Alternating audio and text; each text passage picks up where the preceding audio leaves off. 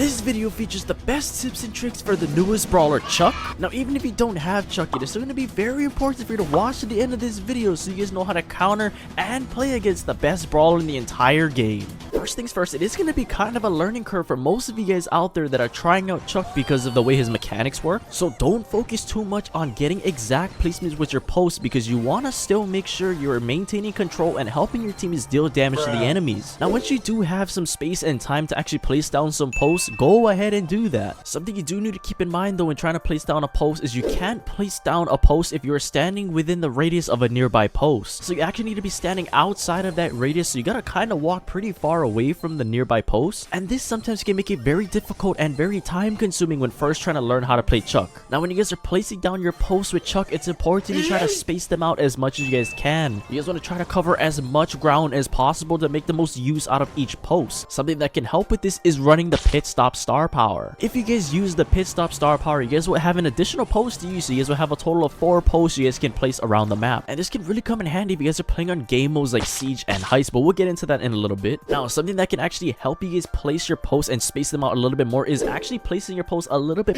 past the radius of a nearby post. Nice, even though it's recommended you place the post inside of a post's radius, you actually can go a little bit past it and Chuck will still travel to that post. Now, something you guys do have to watch out for is never place your post behind walls. The only way Chuck can actually dash through walls is if you guys are using the ghost train gadget. With the ghost train gadget, you guys will be able to dash through walls as long as your posts are all within proximity of each other. This can be great when you guys need to surprise enemies like throwers or people that are just hiding behind walls or obstacles that are just trying to heal up. But to have an even bigger element of surprise when using this gadget, try to use it and activate it when you are off screen to your enemies. This way, when you actually do use your super and you go through all those walls, the enemies will be even more surprised. Now, whenever you guys are gonna use your super with Chuck, try to at least use it when people are standing between the distance of multiple posts. This way, when you guys are traveling in between posts, you guys will have a higher chance of hitting multiple enemies, and this will ultimately help you guys charge up your super and deal more damage. Now, this can actually be amplified even more if you guys are using the tickets please star power. With this star power, if Chuck dashes through any enemies during his super, he will actually steal 33% of their ammo, and this can come in handy very well because if enemies are camping at the end of your post, then you can go ahead and use that ammo that you stole from the other enemies to go ahead and burst down the person that may be camping at the end of your super. Now, the tickets please star power is going to be more suitable on maps and game modes that are shorter and smaller, mostly because when you guys use the pit stop star power, you really need that extra post to travel farther across the map. But since you're going to be playing on a smaller and shorter map, then that is when the tickets please star power can come in more handy and be more viable for you. And this star power is also going to be very helpful on heist maps, say for example like Hot Potato and Safe Zone, maps that have like a long straightaway with no walls blocking the way. You will probably have a higher chance of dashing through people because you're going to be dashing right over like the middle part of the map. Now, diving deeper into playing Chuck on Heist, I mean, that is definitely his best game mode in the entire game. Now, when you guys are playing on those kind of maps like I talked about with Heist, like Safe Zone and Hot Potato, where there's that long straightaway, you guys want to be running your post right down the middle of the map. However, if you guys are playing on a map that doesn't have a straightaway to the enemy team's safe, then you guys are going to want to try zigzagging your post throughout the map so that you can avoid walls. You also want to be zigzagging your post throughout the map if you don't want to really be using your ghost train gadget a whole ton. Or if you guys don't even have the ghost train gadget, you guys might as well just zigzag through the map because you can't go through walls in the first place. But the main reason why Chuck is so broken in Heist is because being able to go from your safe